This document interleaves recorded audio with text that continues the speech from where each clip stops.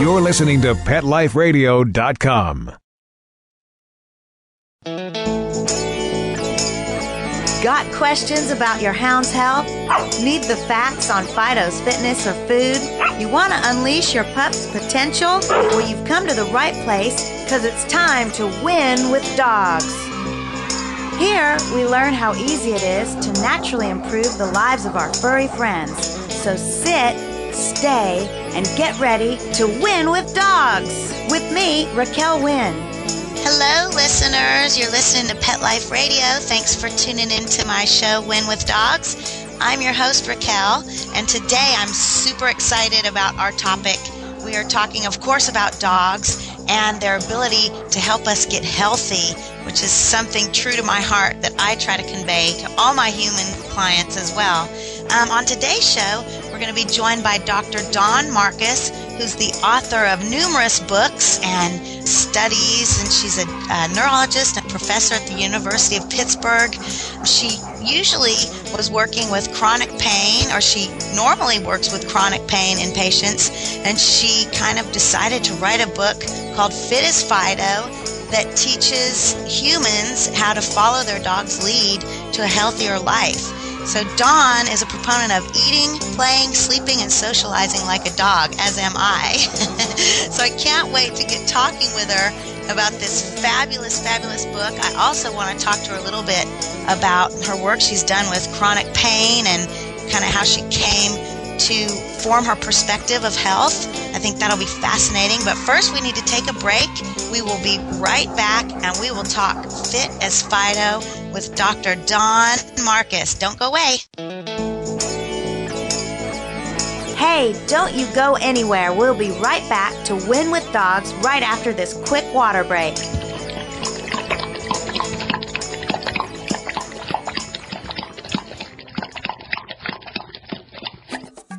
Hey, ready to take a walk? Not just you, but the whole family. It's the 2009 Whisker Walk, Sunday, June 7th from 11 to 3 at the Lancaster Fairground in Lancaster, Massachusetts. Pet owners and animal lovers walk to lend a paw to benefit the animal shelters and pet charities they love. Come see exhibits, demonstrations, educational programs, special attractions, product giveaways, entertainment, auctions, raffles, food, fun, and things for adults and kids to see, do, and buy, both human and pet related. Whisker Walk 2009, a fun day for everyone. For more information, log on to whiskerwalk.org. Pets can be a wonderful addition to your life. Keeping them healthy and happy is important. Pet Life Radio presents The Pet Doctor with veterinary media consultant and veterinarian Dr. Bernadine Cruz. Whether you have a dog, cat, reptile, or rabbit, you'll find answers for your pets straight from the vets. The Pet Doctor, on demand every week, only on PetLifeRadio.com.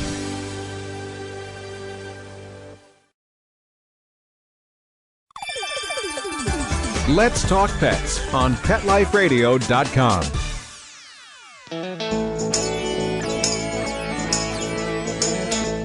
Thanks for hanging around. We're back to Win with Dogs with me, Raquel Wynn, on Pet Life Radio. Welcome back. Thanks for sticking around. As I said before, we are talking about a great new book available to you called Fit as Fido, written by Dawn Marcus. She is a neurologist and a professor at the University of Pittsburgh, so I'm sure her perspective on the body is quite fascinating. Dawn, thank you so much for joining us. I'm grateful to have you with us today. Oh, well, thank you so much for inviting me. I'm thrilled to be speaking with you. Great. Okay, so I have to tell you, if I did not write this book myself, I read over your book and I'm like, oh my God, I should have written this book. I mean, it is so exactly what I think about health and what we can learn from animals. Your book is called Fit as Fido, and you talk about eating, playing, sleeping, and socializing like your dog to get to a healthier lifestyle. And one of the first things that we should talk about is just the flat-out health benefits of just owning a dog, having a dog in your presence. So, you know, you've done work with chronic pain, I understand, and helping people get healthy. Is suggesting owning a dog, does that play into part of your prescription of health? It probably depends on the person, their lifestyle, where they're living, if they're able to, have a dog or not. Luckily you can get health benefits of being around dogs even if you don't own one yourself. Which just is by great. Walking with friends who have dogs or volunteering, at a dog shelter and getting some of those benefits. But it's remarkable how much medical research has been done looking at the positive relationship that happens with people when they are around dogs and when they do have dogs in their lives. And, all the different health benefits that people can gain, not just a matter of, I have to go out and walk the dog, so I'm walking a bit more, but, people gain a lot of health benefits from having a dog in their life, and that's, really one of the things the book talks about. I love that your book has so many studies and research quoted, because I find that really fascinating. All of the work that we have done, like dogs lower your heart rate, just being around them. They decrease your blood pressure. They help you with your stress response and all kinds of things. Just like she's saying, Dawn's saying, just being around a dog. And one thing I was noticing in your book is I love dogs because they always want to participate in our every endeavor. They're like going for it. They want to see life through the eyes of a human almost, I think. And you mentioned that you find dogs have this air of contentment and peace. And I know for me, I'm always seeking peace in my life. And is this something, the fact that dogs' temperament is like this, is this something that just led you to realize you could talk to humans through dogs essentially and write this book? That, you reaching out to dogs and humans, and you're basically saying the same message for both of them, right? Right. And it's interesting, when I first got my first wheaten terrier, we were doing a lot of traveling with my sons who were going on trips with their school sporting events. And, there was always scheduling conflicts and chaos and weather issues, and you're going to a hotel here and then quickly getting to a race there. And all of the humans would be getting all frazzled. And the dog is like, hey, it's raining today. That's okay. We're here. We're enjoying each other. We could be in the north, the south. We could be in the city, in the country. It could be hot and humid. It could be, cold and dry. He really doesn't care, and he just sort of takes things as they come and really seems to revel in, being alive and all of the wonderful things that are happening in our lives all of the time. And so it was very interesting for me to look at the dog and say, wow, we're stressing about all of these things, but the dog really looks at it in a very different way and is able to approach life, I think with a better attitude often than we come at, with our human attitude. Yeah, I totally agree. And, I'm fascinated that you work with humans and you also kind of translate it to the dogs. I do the same thing. I work with humans, but I also work with dogs. And you're talking about their temperament being, and just their demeanor being always at peace. And I always tell people to try to lead with the spirit when we're leading with the body and in the ego and worried about earth stuff. I mean, we are the stress beings. Our earth suit's on way too tight, as I say. But when you lead with the spirit, you're thinking, oh, wow, the flowers are beautiful. I don't care if I'm late for this appointment. Look at the weather. Dogs are totally in the spirit. And this leads me to an interesting point that you talk about in your book, and that's treating pain and our conditions of health in a more holistic approach. And your temperament is one of the factors of holism that, is very vital to your health. And can you explain to people what you come from a background in conventional medicine, yet you see holism as totally valid and the two can, blend together beautifully, which I advocate always, coupling conventional and alternative medicine. But what is this holistic approach? What is it? What does that even mean for people who aren't familiar with that? I think if I really started looking at this, when I started taking care of patients and going through medical school, we really focus on, what is the physiology, what is the biology, what are the treatments that you can give to patients, which are usually, some medication or some physical sort of, correction that you're implementing. But then when you try to actually apply that to a patient, it really becomes very clear that just giving someone a pill makes such a minimal impact in their lives. The disease itself is just such a small part of that whole person. So you can't really treat the person, as the disease. You need to take care of, the whole patient. I think the best lesson that I was ever taught is when you first met with a patient, the way that we're taught to ask patients, what's going on with your health, is when you first go in, you ask them about, what's their disease state, what symptoms are they there for. And one of the first doctors I worked with said that is not the way to go talk to a patient. Go into the patient, say, hi, what do you do? Who do you live with? What's your family like? What are your hobbies? And until you know all of those things, there is no point in talking about symptoms or diseases. And at first we said this guy is a nut, but, he would not let us tell him about any patient symptoms until, he got to know the person, which meant we got to know patients. And you guys all thought he was a nut. That's hilarious to me. But he was a genius. We all thought he was crazy. And then, of course, when I then was no longer a trainee, and students would come to me and start telling me about Mr. Smith and his gallbladder, this and that, or whatever health problem it was, and I would just sit there and say, I can't even picture this person. Who are they? Do they have kids? What do they do?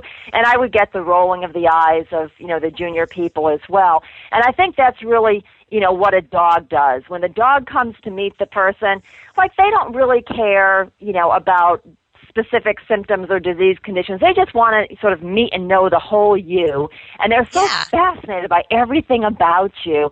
Rather than just just the facts, ma'am. Let me quickly, get this out of the way.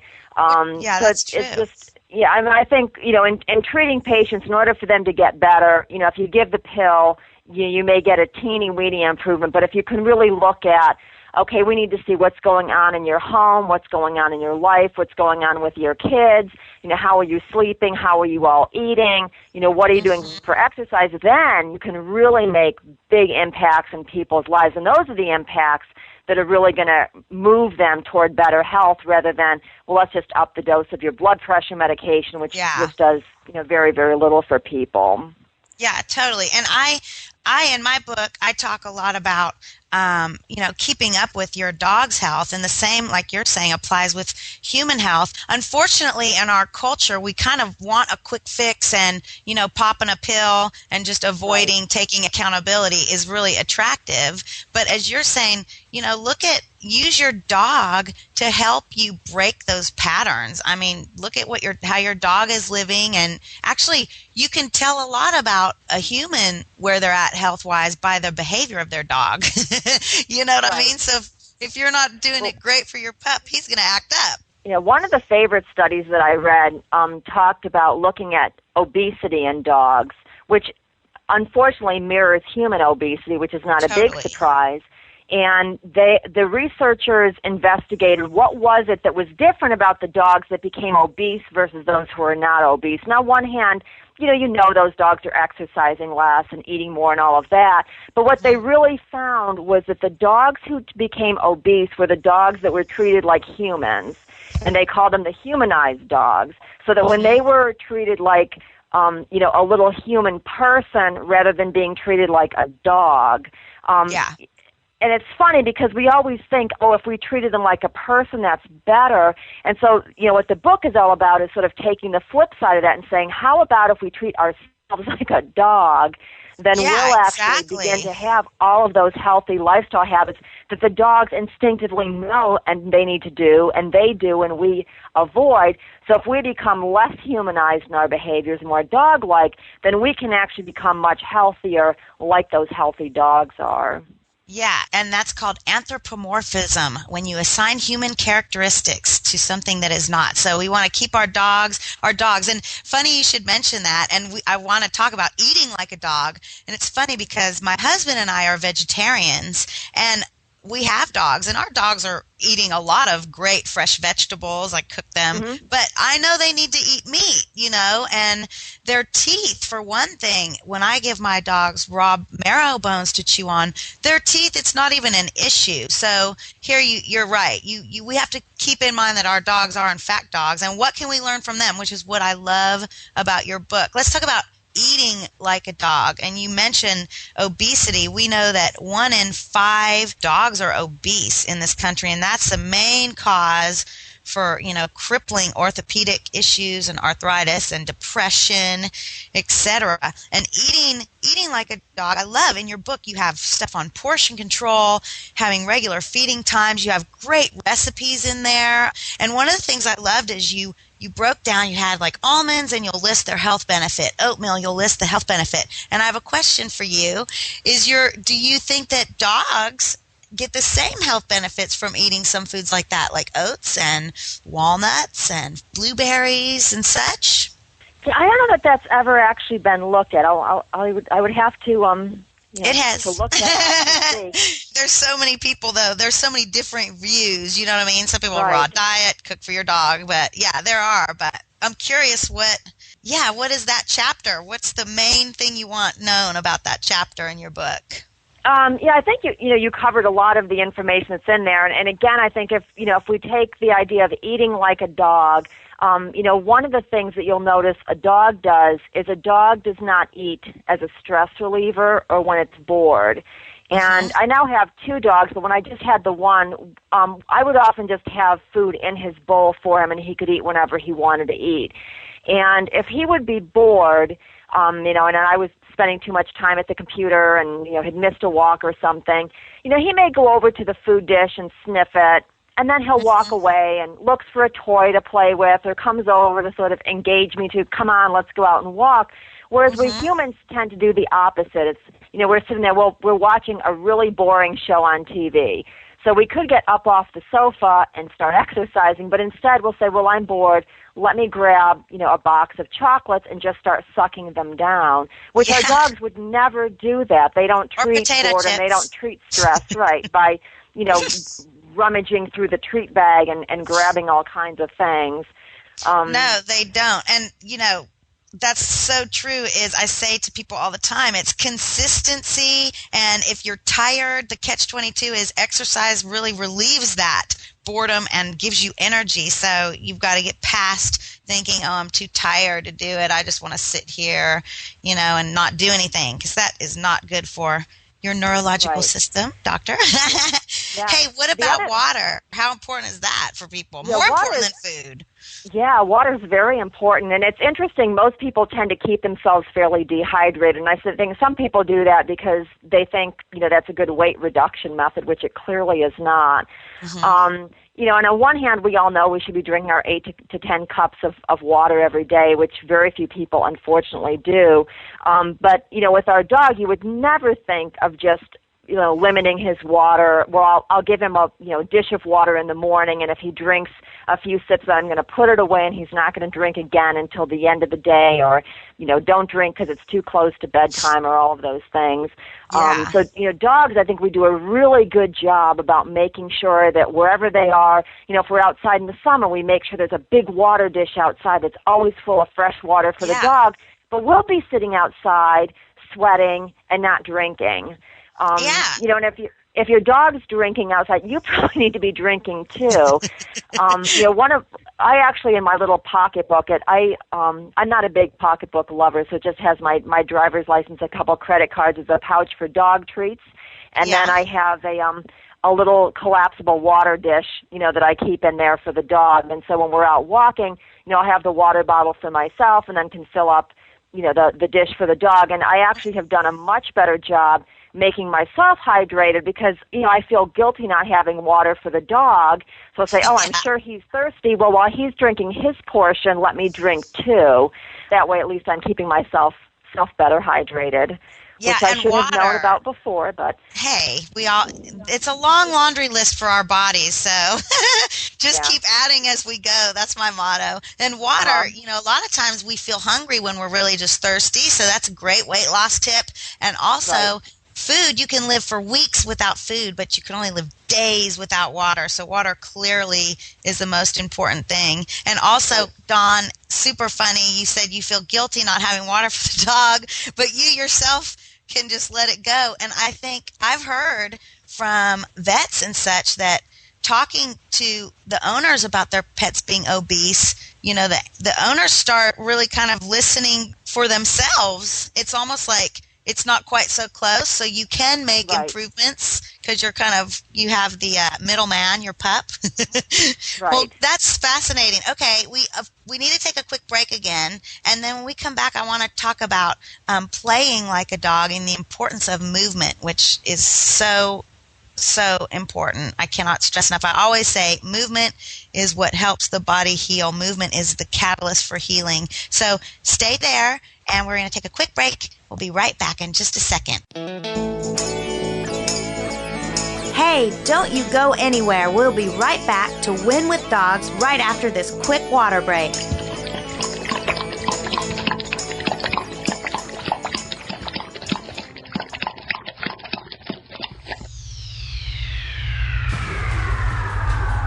Greetings, human. What planet am I on? Welcome to Pet Planet. Here's a copy of Pet Planet Magazine, Florida's most informative and fun pet resource magazine. It features heartwarming stories and informative articles from local and national pet experts. Excellent. Pet Planet Magazine offers Operation Planet Rescue, helping rescued pets find new homes. And it's available at 500 locations in South and Central Florida and 24/7 on the internet at petplanetmagazine.com. If you're out and about with your pet, you may be featured in Paparazzi, candid pictures of you and your pet. For up-to-date pet-friendly events, activities, and pet-related services and products, Pet Planet Magazine is your final destination. I shall take this magazine home with me. Back to your home planet? No, to my condo in Boca. Pet Planet Magazine. Check them out at www.petplanetmagazine.com or 352-394-8578. It's out of this world.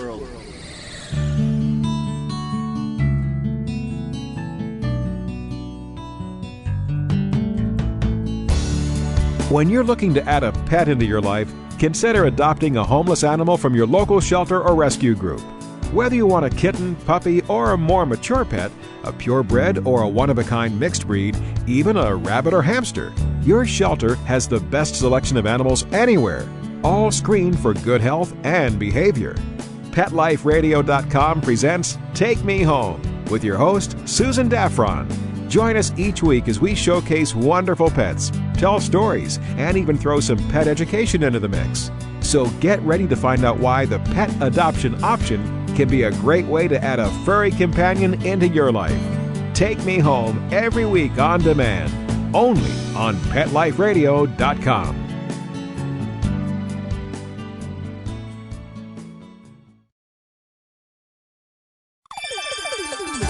Let's Talk Pets on PetLifeRadio.com.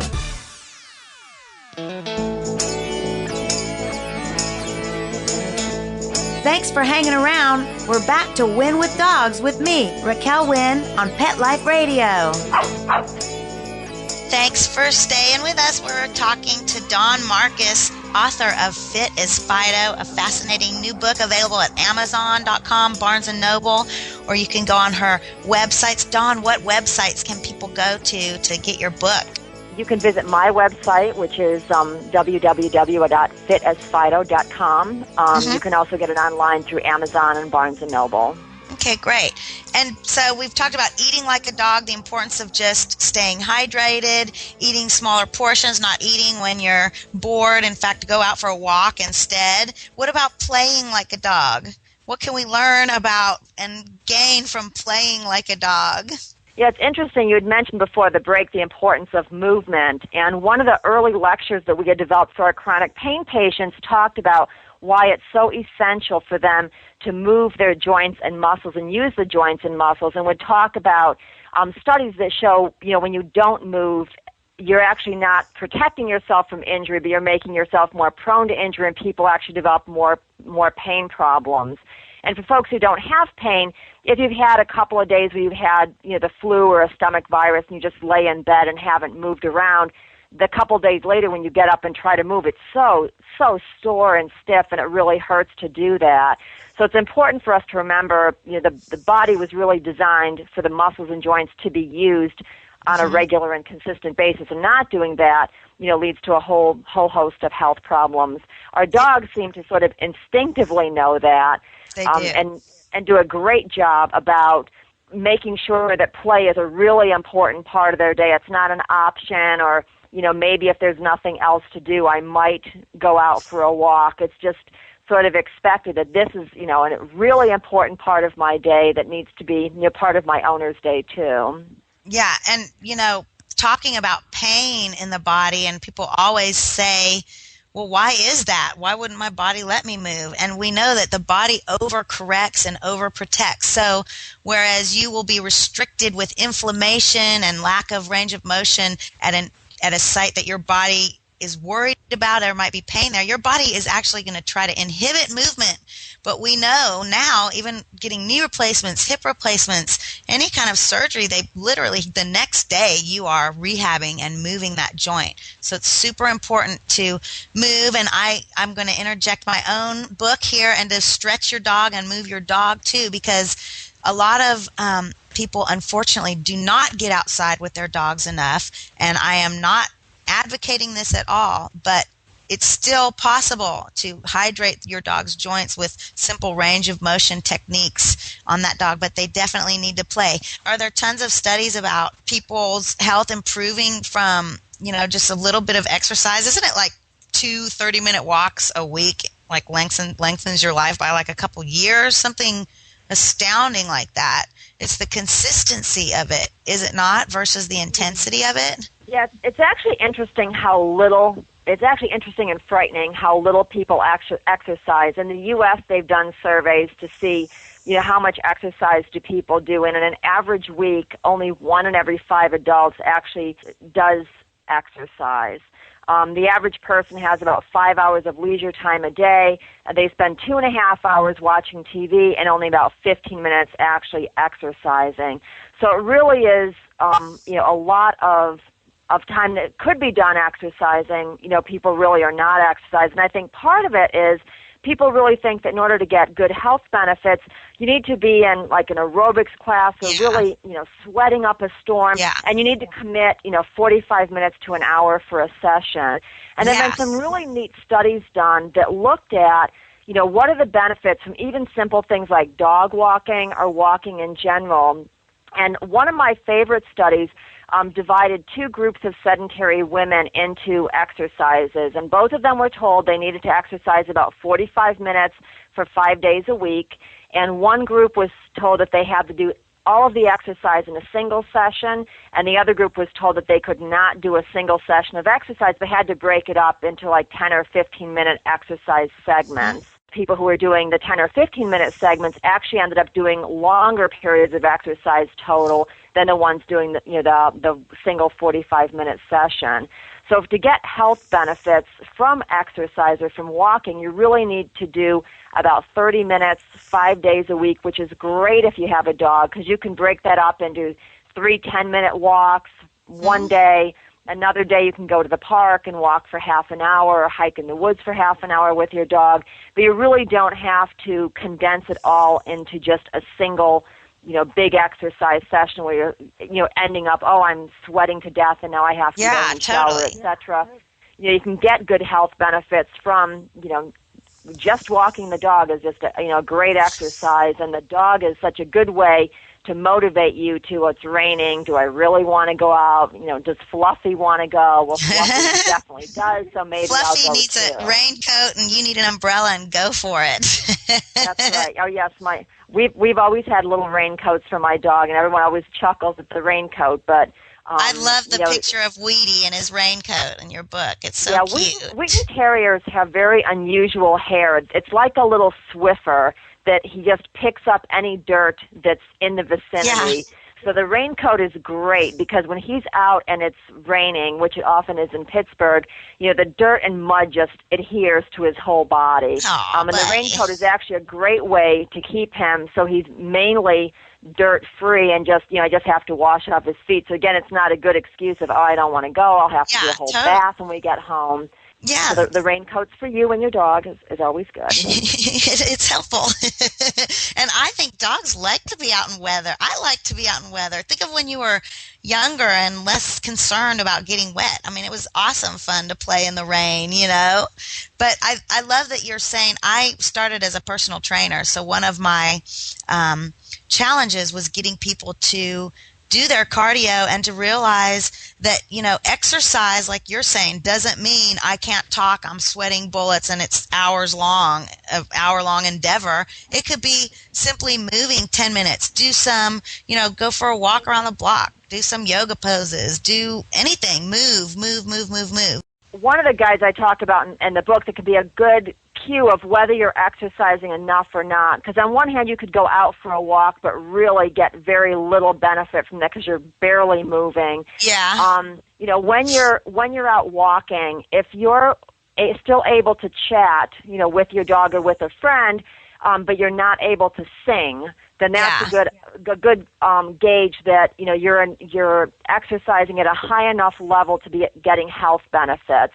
If you can't sing, you probably don't need to exercise so hard, and if you want to, that's great. But you could cut it back, and you don't have to be so out of breath. But on the other hand, you really don't want to be so much that it's just too slow, and you're really underpacing yourself. I totally agree. I love that analogy. If you can talk, good. If you can't sing or, can't sing, that's good. Right. If you can sing, you need to speed up. If you can't sing, wait. Yes, and I'm not a good singer, so you don't want me singing when I'm walking. So that's always a good guy to say, if you can sing, please stop it and pick up that pace.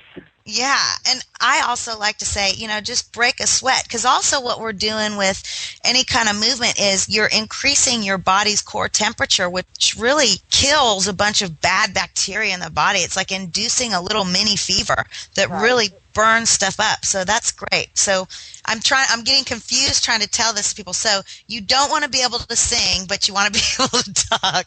Right. Got it. So I love you that. should be able to, like if you were walking with another person, you should be able to carry on a conversation. I personally enjoy talking with my dog because he thinks everything I say is just brilliant, and looks up at me with those adoring eyes. So, and it's great because if you like talking to yourself, as I do, if you have the dog there, people don't think you're so weird. But you should be able to carry on that conversation. But if you're able to sing, you really need to pick up the pace.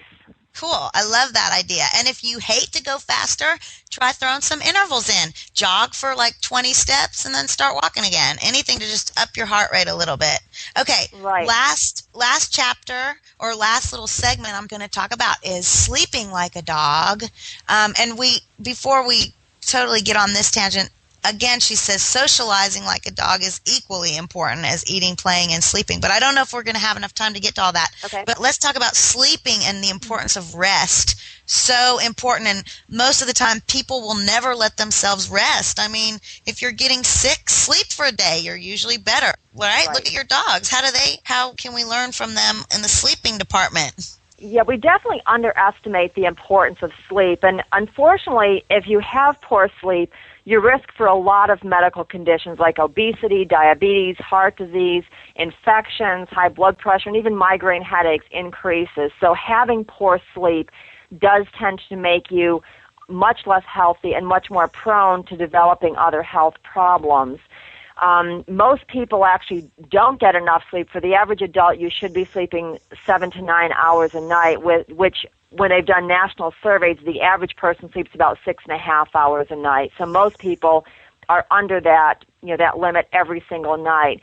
They've also shown that you can't really catch up sleep. So if you say, well, during the week I'm too busy, I'll sleep in on the weekend and catch up. Oh, that's interesting. You really don't catch up from a health benefit point of view. So trying to, get enough hours on 3 days of the week to make up for the other 4 really is not a healthy behavior and should be discouraged.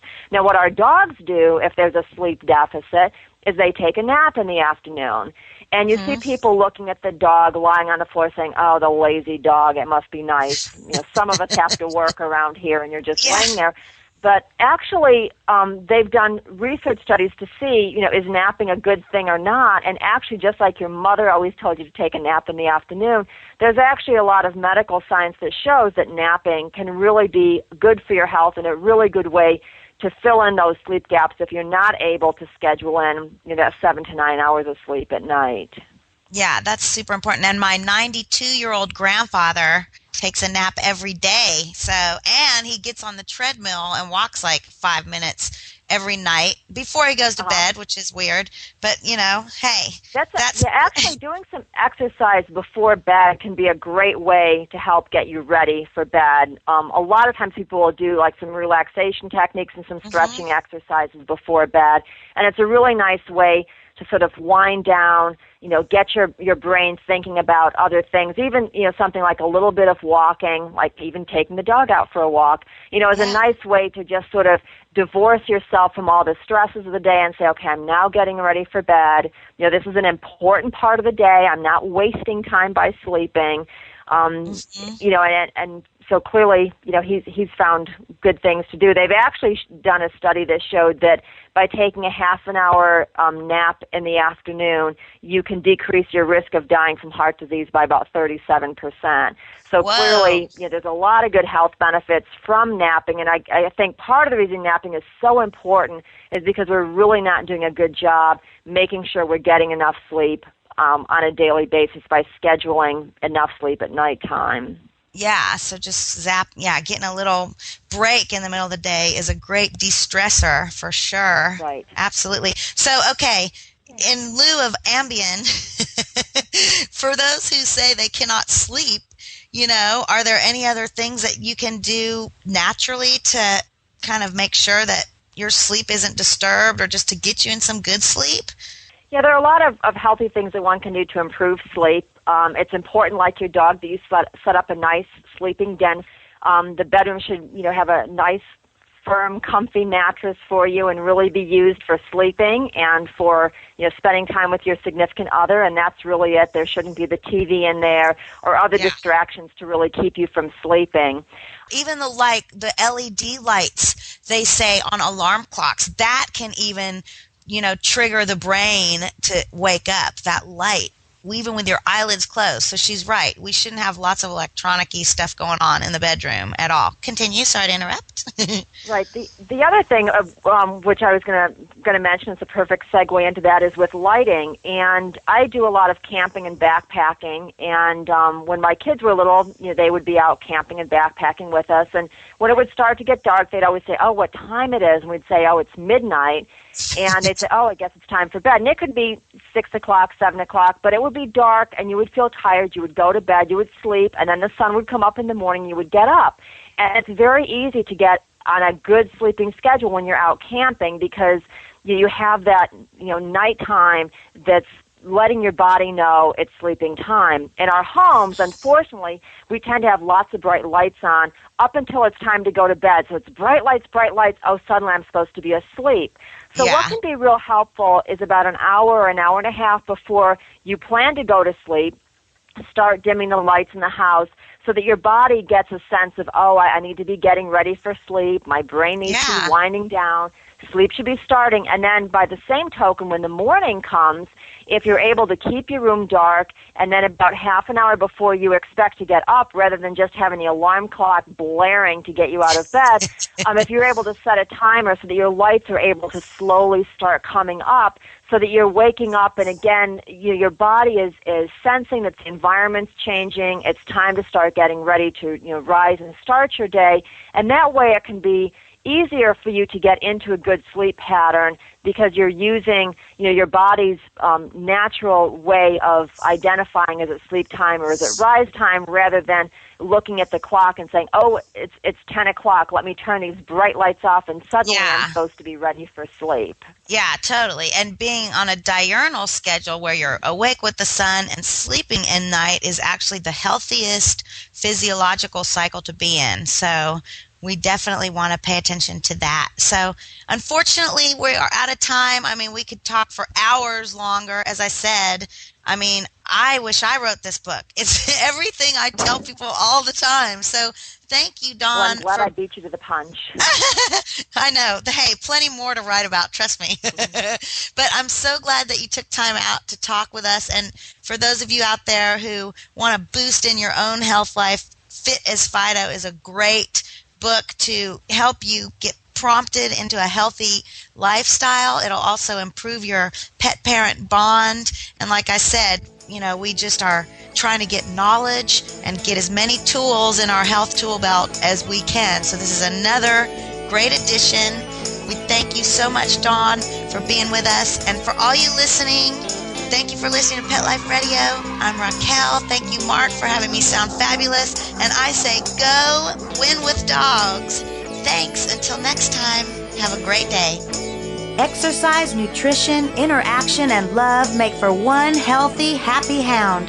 Give yourself the gift of knowledge on demand every week right here at Pet Life Radio with me, Raquel Wynn, and Win with Dogs.